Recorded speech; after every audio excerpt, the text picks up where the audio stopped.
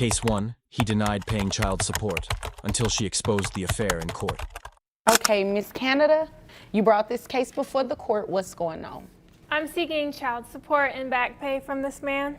Okay, just straightforward. That's what I like. Just get right into it. How old is the child? The child is now 3 years old. 3 years old. And I have not received any child support. In 3 years? Yes, ma'am. Okay. All right. Welcome to Judge Zone, where truth isn't whispered, it's proven in court.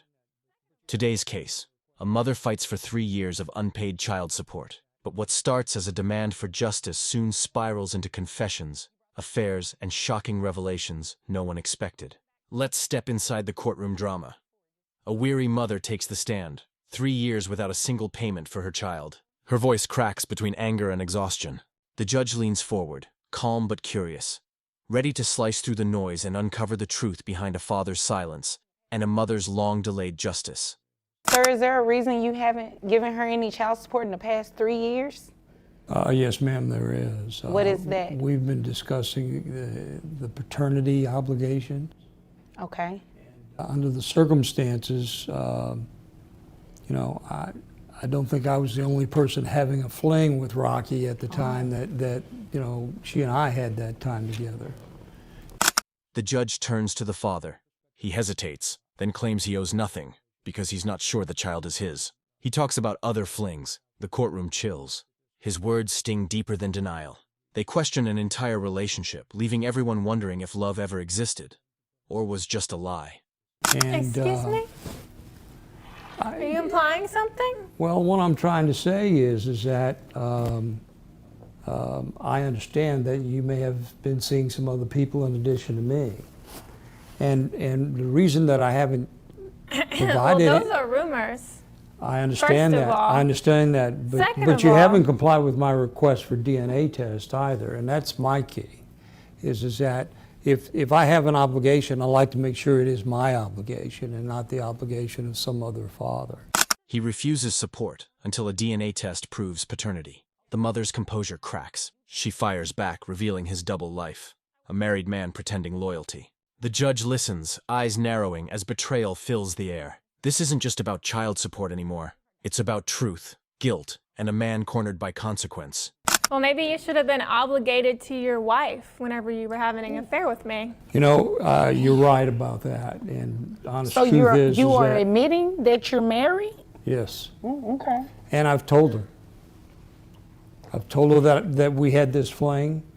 You didn't told tell your me you wife were that? married until after. That's correct. That's correct. I did not tell you. I'm sorry, I won't disrupt you guys anymore. Go ahead. He confesses. Yes, he's married, and yes, he cheated. His apology trembles, but the courtroom is unmoved. The mother glares, demanding accountability. The judge raises an eyebrow. This quiet confession just rewrote the case. What began as financial responsibility now reeks of broken vows, deceit, and emotional wreckage far beyond money. So, from my perspective, Your Honor, I certainly understand the situation.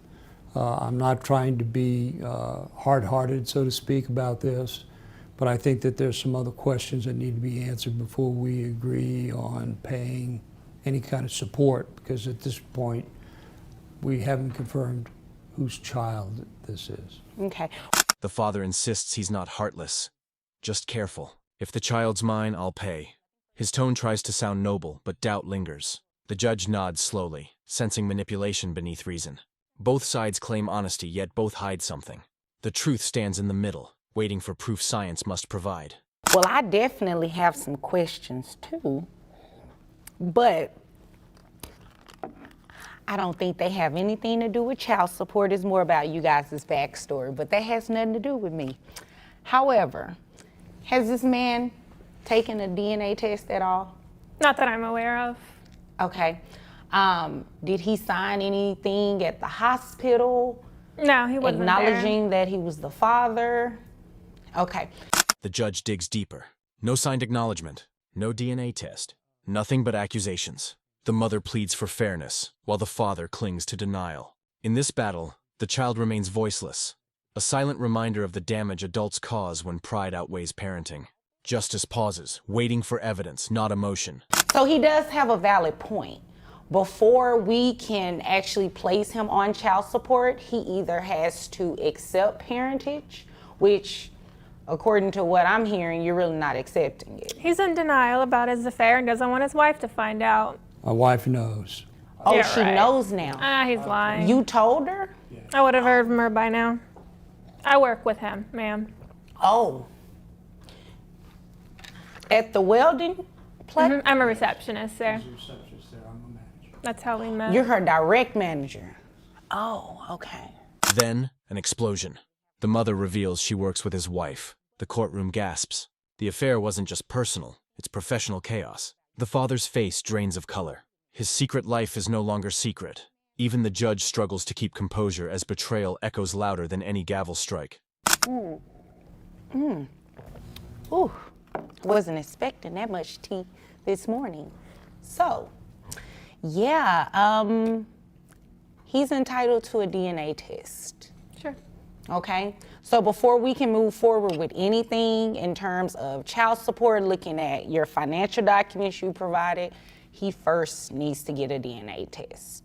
The judge finally intervenes, restoring order. Enough drama. DNA decides this. She orders testing before any child support can be set. Papers shuffle, tempers cool. The emotional storm slowly settles, but the damage lingers. This case has turned from legal to scandalous. Proof that truth in court always demands a price. So what I can do is you guys go and get the DNA test, then you can come back at a later date, possibly, if he's the father.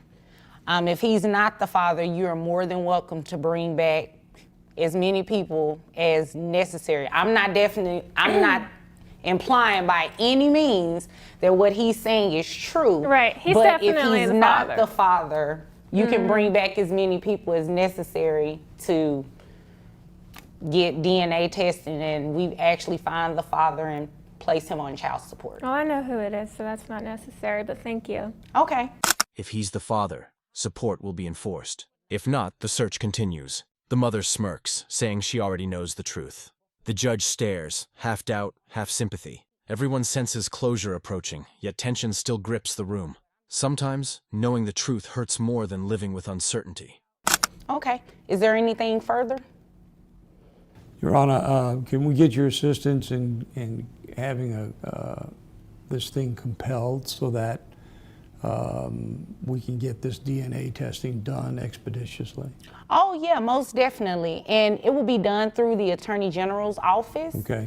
Because they are actually on site in the courtroom, and it will be in the courthouse rather. The judge grants the request for a DNA test through the Attorney General's office. Quick, official, final. Both nod in quiet acceptance. For now, words end. Evidence will speak next. The mother hopes for justice. The father prays for relief. The courtroom empties, but the story is far from over. And it will be much easier and free to you all to go ahead and use their resource. Okay? If there's nothing further, you all are dismissed. Thank you. Rocky, You're welcome. if I have obligations here, I'll stand behind them. I appreciate that. Okay. Thank you. You're welcome.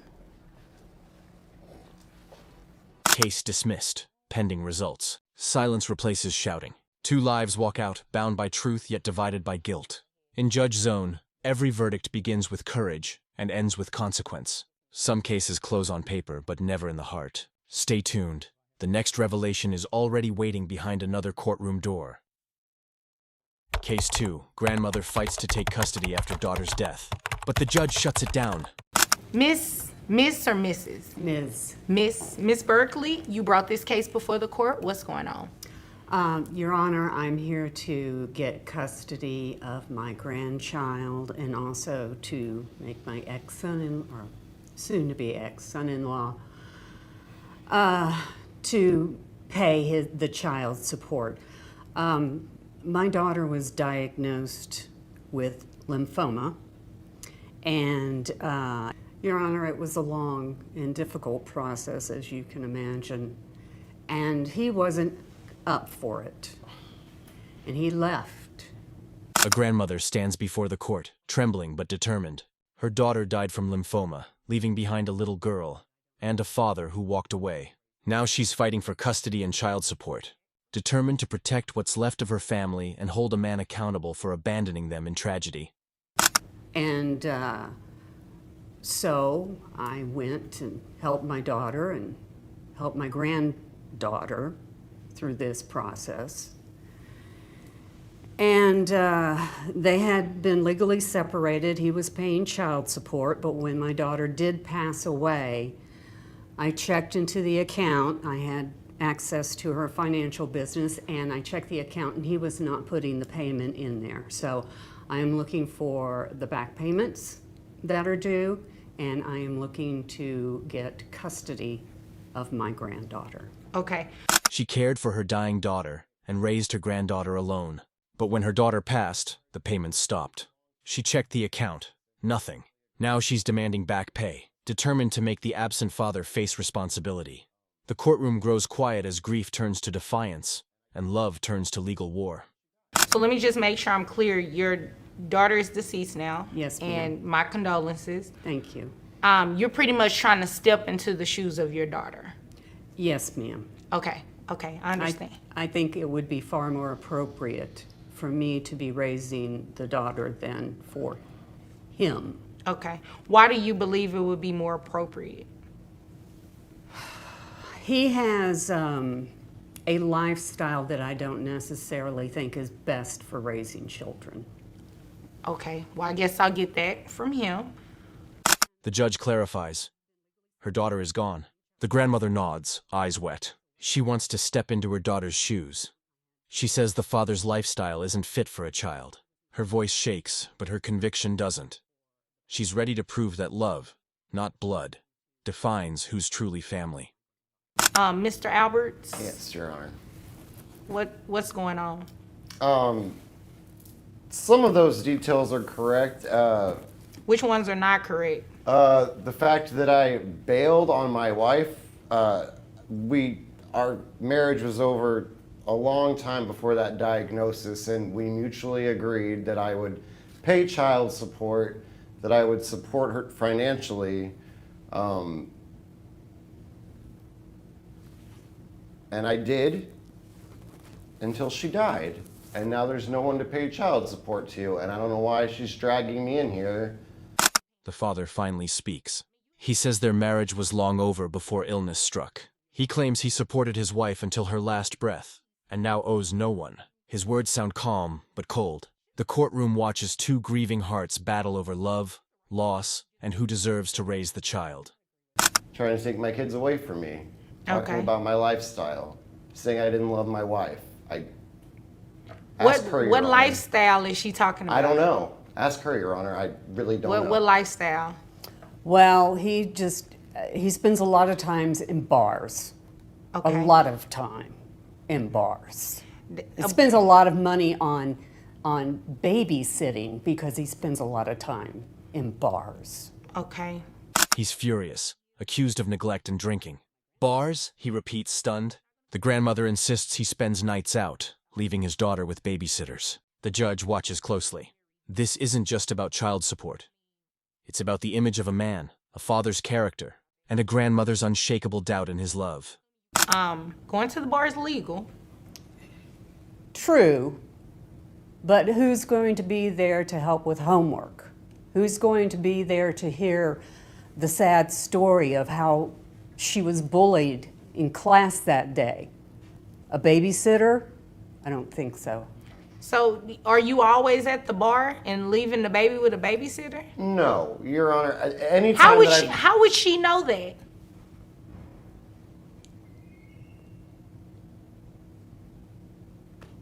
Maybe because I call every night to say goodnight to my granddaughter. Okay. She says she calls every night, and it's always the babysitter answering. The father pushes back, frustrated. How would she know? The courtroom tightens. Is he a caring dad or a careless man hiding behind excuses? The judge steps in, searching for facts buried beneath pain, pride, and parental judgment. And it's the babysitter that picks up the phone. Okay, so you don't necessarily know whether he's there or not, right? Well, why would there be a babysitter there if he's not, if he's there? Well, I don't know, but I'm just saying, you don't necessarily know if he's present or not. You just know that the babysitter picks up, right? Yes. Okay, Okay. technically, yes. Okay. The judge breaks it down. The grandmother assumes too much. She doesn't truly know what happens in that house. Facts must lead, not feelings. The courtroom feels the sting of truth. Love may be real, but law demands proof. And in this moment, emotion begins losing its battle to evidence. Well, then technically, you don't really know what he's doing unless you are actually at the bar with him. Or you have someone spying on him, which is completely wrong. But that really has nothing to do with why we're here today. His child support should have stopped because there is no one to pay the child support to. Your granddaughter lived with your daughter, right? At Yes. the time of her death? Right. The judge explains that child support ends with the mother's death. The grandmother looks crushed. She believes she could claim it for her granddaughter. But legally, there's no recipient left. It's harsh, but clear. The law doesn't bend for heartbreak. Fairness and family rarely fit in the same sentence. So you can't step into the shoes of your daughter. The But- only other living parent is dad. True, but Dad was not around for the last 2 years. I was. Right, but the child now has been living with dad since your daughter passed away, right? Yes. And when did your daughter pass away? About a year ago. Yeah, your rights are not superior over his in this particular case. The judge explains, only the living parent, the father, has rights now. The grandmother argues she's been there for 2 years while he was gone. But law isn't about who cared more, it's about who remains. The father regains custody, and the grandmother watches helplessly as her case begins to crumble. There wouldn't be. There's no reason why he should be paying child support to you. You had access to the account that the money was going into because of your daughter. But now that she's deceased, there's no one to pay the child support to. So he should not be paying child support anymore. So he did the right thing. You just may not agree with it, but I do not agree with it, Your Honor. The judge ends debate. He doesn't owe support anymore. The account once held for the daughter's care is now closed. The grandmother pleads, but law stands firm. Her love is genuine but powerless. She came seeking justice but finds only boundaries, where love ends and legality begins. why do you need the money? I don't need the money. I need to make sure that my granddaughter is getting everything that she deserves. But how would you know that if she lives with him? Now, if she lived with you, that would be valid. But if she lives with him, you can't necessarily speculate and say what he is or he isn't doing. Well, I know what my granddaughter tells me. Well, we're not going to go into that because children aren't very honest all the time. And how old is this child? 6. Yeah. The grandmother insists it's not about money, it's about care. She fears her granddaughter isn't getting what she deserves. But the judge reminds her she doesn't live with the child. Without custody, her claims are only words, not proof. Love isn't enough to win in a courtroom built on law. They have a very big imagination. So, I can't do anything about that. He should not be paying child support. And I'm assuming you cover the child on health insurance? Yes, Your Honor. The only thing I can order, pretty much is that he maintains that child support, the medical support on the child, but other than that, and that's through your employer? Yes. The judge softens, acknowledging her concern but standing firm. He'll maintain medical support, she says. The grandmother nods, but her heart aches. The father quietly agrees, ending the battle with a promise. He'll cover his daughter's health. Justice may not heal wounds, but it can at least protect the child. That's all that he can be ordered to do. I'm not going to make him pay child support for a child that belongs to him and that lives in his house. Fine. Okay. Is there anything further from you? No, Your Honor. Anything else from you? What if the child wants to come live with me? Well, she's 6 and you're not her parent. The judge closes the case. The grandmother's request for custody is denied. She asks, what if the child wants to live with me? The judge sighs. She's 6. She doesn't decide. The truth cuts deep. Sometimes love has limits, and law doesn't always comfort the ones who care most. So she does not get to make that call. Now, dad starts doing something, like if it's actually proven that he's being neglectful and going to bars or anything like that, and the child ends up living with you, then yeah, but you're not the parent. So unfortunately, I can't do anything about that. Okay. If there's nothing further, you all are dismissed. The case ends in silence. The father wins custody. The grandmother leaves heartbroken, knowing she fought from love, but lost to law. The judge's gavel falls, echoing truth. In Judge Zone, justice may protect the law, but not always the heart. Some battles end without a winner. Case 3. Dad loses control in court after ex's shocking comeback from addiction. Mr. Malkovich, am I saying it correct? Yes. Okay, you brought this case before the court. What's going on? Where do I start? At the beginning? Okay. Well, cut to the election. The Great White Hope gets elected. I thought our household would be happy about it. I find out I'm married to a libtard. And she starts going off the handle, and eventually she's just partying and doing all this nonsense and gets on H, smack, like a loser. A husband takes the stand, furious and frustrated. He claims his wife spiraled after the election, falling deep into addiction. What started as political arguments turned into late-night parties and substance abuse. He calls her names, vents his anger, and paints himself as the betrayed husband holding a broken family together. And goes off the rails, leaves me, we got 2 kids, 2 and 5-year-olds, and just leaves me to take care of these kids. So okay, I'm like, okay, fine. Okay, so now we're getting into the important part of your story. What do you mean? I'm giving you backstory. Isn't that what you're here? Don't you need context? Yeah, but all the name calling and Name calling? jabs- I'm just telling you. I'm giving you context. Okay. The judge tries to keep control as his rant continues. He says his wife abandoned him and their 2 young children, leaving him to raise them alone. But when asked for facts, he keeps throwing insults. The courtroom grows tense. Is this a father seeking justice or revenge? This idiot needs to go to. Okay, you refer to her by her name. What is your name? Martha.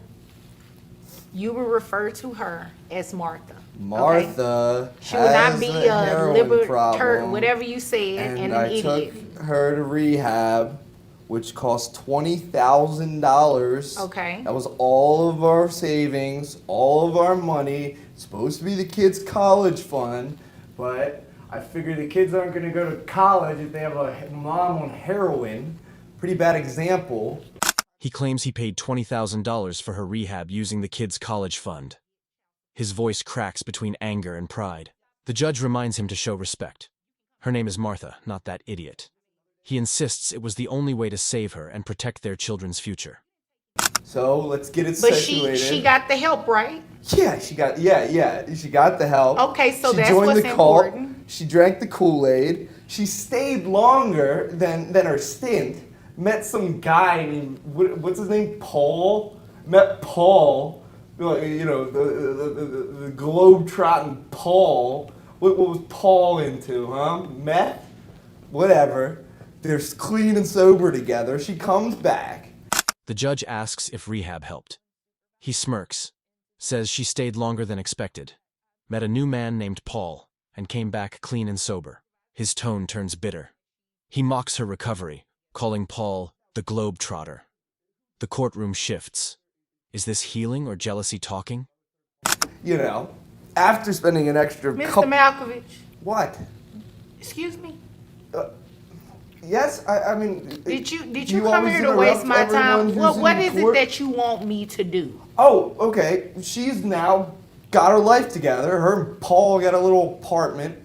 I let her see the kids every now and then, make sure that, I'd leave them unsupervised sometimes.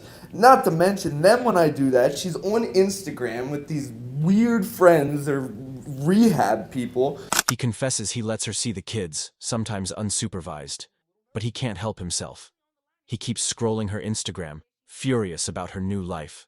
He mocks her rehab friends, obsessed with proving she hasn't changed. The judge listens silently, watching the bitterness spill all over the courtroom floor. Introducing them to our kids. But anyway, I want money. She works now. She works out. Like she didn't even work out when we were dating. Now she's gonna keep it tight for Paul. So you're mad about that? Yeah, who wouldn't be? I spent all my money in just to fund a heroin addiction, and now she comes back and she's all, Joe, you got her life together. And I'm like, well, okay, you know, I'm a good guy about it. She can see the kids, you can take them to Brahms, all that kind of nonsense. But, you know, if she's gonna participate in their lives, I need a little bit of cash. His anger rises again. Now she's working out, posting pictures, keeping it tight for Paul. He laughs bitterly, saying he once funded her addiction, and now she's glowing. The judge cuts through his jealousy, asking why he's really here. He admits he wants money, child support, compensation, something. I just want Okay. to see my babies. I was just getting ready to cut him off and move to you. Martha, you just want to see your children? Yes, please. Okay, and do the children live with him? That's a yes? Yes, ma'am. Okay, so the way that it works is if the children live with him, you are supposed to be paying him some sort of money for the kids. I mean, even know. though he's a little, you know, out What? there, he still is entitled to receive child support for the support of the children. Martha finally speaks, calmly. She says she just wants to see her children. The judge clarifies. Since the kids live with him, she owes support. The courtroom softens for a moment. Behind all the anger, two broken parents stand. One begging to see her kids, the other guarding them. I don't mind that. I don't make very much, but Okay. I would really just the She's thing. a waitress at Denny's. Excuse me. I'm just telling you. Excuse me. Did she cut you off while you were giving that elaborate story? I mean, she hardly knows how to speak English. How's she gonna cut me off? No. Did she cut you off? No. Okay, thanks. Okay. Martha says she's willing to pay, but the father interrupts again, mocking her accent, her past, everything. The judge stops him mid-sentence, asking if he realizes how disrespectful he's being. He shrugs, still angry. The courtroom falls silent. His pain is real, but his attitude might cost him. Now, Martha, how much money do you make? 26,000 with tips a Okay. year. You're laughing at that, but you're in this courtroom asking for her to pay you child support. It's either that or just leave me and the kids and let us live our lives and just stay out. You know, they don't need No, an and that's not addict as a healthy. mother to be constantly. Do you want me to help you get child support? Because if not, we can stop this today. Yes. And Sorry. you can come back another day when you're. Miss mean- another day at work. The judge asks Martha's income, just $26,000 a year. The father laughs, mocking her. But then he admits something deeper. He's tired, alone, and doesn't trust her. The judge gives him a choice: accept child support or walk away. His silence reveals what hurts most: losing control. You know, some of us make more than 26 grand a You year. you didn't take anything before you came in this courtroom today, did you? Take anything? What do you mean? Yeah, you know what I mean. No. Oh, okay. I'm just making sure. You seem a little jittery. Well, I'm a little. My kids' lives are on the line. I'm a little nervous. Well, they're not really on the line if she got it together. And she says she wants to see the kids. And I think you should allow her to see the kids. Okay, I do let her see the kids. She can get. Yeah, but you do not have to demean her while doing so. The judge questions his erratic behavior. He's jittery, defensive, and angry. She asks if he's been using anything. He denies it. But his frustration boils over. The judge reminds him, this case isn't about revenge. It's about the kids. His silence says it all. He's not ready to heal. Ma'am, Yes, ma'am. I know that he's right. I did have a hard time about a year ago, but like I said, I'm at a really, or like he said, I am seeing somebody else who I think is very good for me. Okay. Mainly, I would just like I don't mind paying whatever child support, but if we could work unsupervised visits into the agreement, I would really appreciate that. I just don't want to see him anymore. Martha finally opens her heart. She admits her struggles, but says she's clean now. She's found someone who supports her recovery. She agrees to pay support and begs for unsupervised visits. Her voice trembles, not from guilt, but fear. Fear that her past will forever define her motherhood. I think she should have some unsupervised access, considering that she's gotten her stuff together.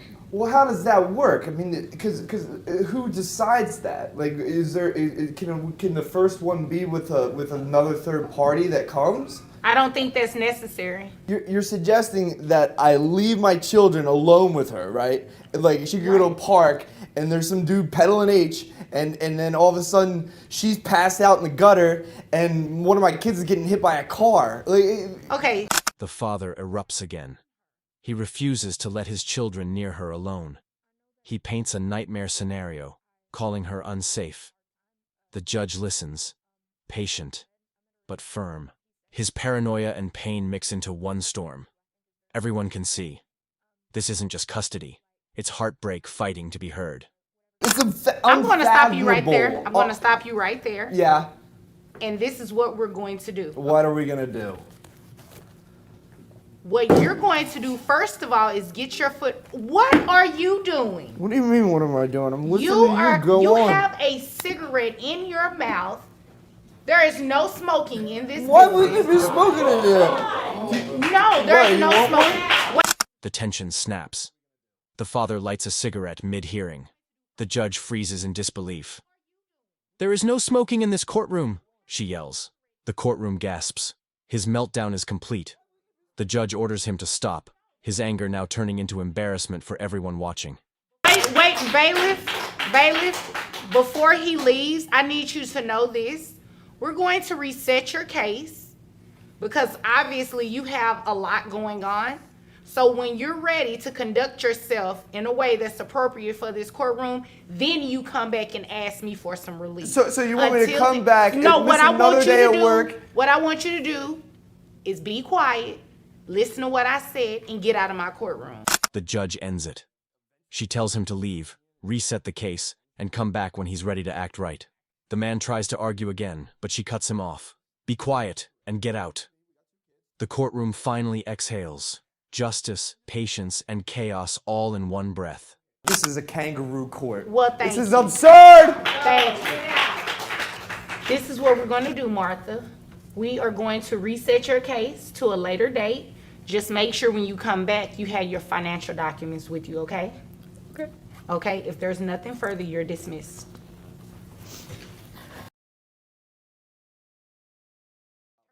As he storms out calling it a kangaroo court, the judge turns to Martha calmly. Her case will be reset. She just needs her documents next time.